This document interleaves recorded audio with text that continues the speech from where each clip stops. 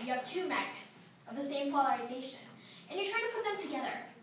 Well, of course they break apart. Well, they come apart. So this is kind of like the gridlock that's happening in Washington. It's like conflicting ideas. You can't put them together and it's really hard to come up with a solution. So now, what are the root causes of the gridlock that plagues Washington? Well, I think the causes are in the government and representatives themselves. So the three ideas that I'm going to present later are this problem is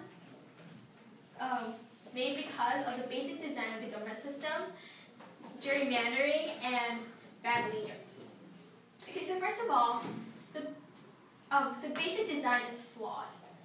This is from Al Jazeera, 2013 in January. In contrast to a parliamentary system of fused powers, the separation of powers creates a built-in, that is, structural potential for gridlock when each branch is controlled by an opposing party. So this basically means, well, since the House of Representatives is controlled by the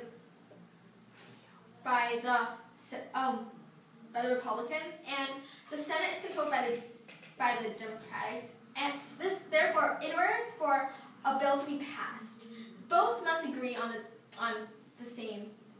agree to pass it. But however, since they're of opposing parties, it's really hard for any of them to agree on anything. And my second point now leads me to gerrymandering. So, from Post 2013, few members of the Congress, of the House of Representatives, that are inclined to feel any urgency about accommodation or compromise. So this shows that they don't have the urge to even compromise, to come to a solution, to compromise, to pass the bill or anything. And another point to add to this is that in the past there have been moderators that are used to bridge the gap, to form the compromises that are needed. However, these moderators recently have lost the elections. Therefore, there are so few of them left that the House and the Senate are unable to come together to form a compromise, to pass anything.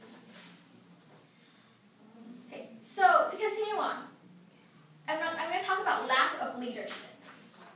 So according to Lead Today, the gridlock in Washington is caused by lack of leadership, or more accurately, some very poor leaders. So it says that lots of representatives are putting their own wants and needs above the needs of their country.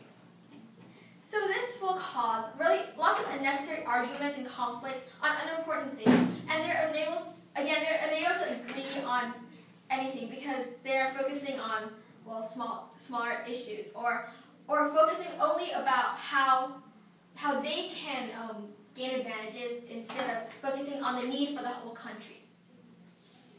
So to restate everything I said,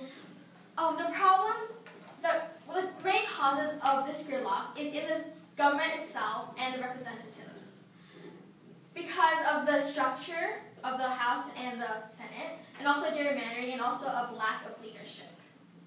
So that was a gridlock. It's locked like magnets. Well, there's like magnets of the same polarization. They're unable to put together to come to a solution. So thank you.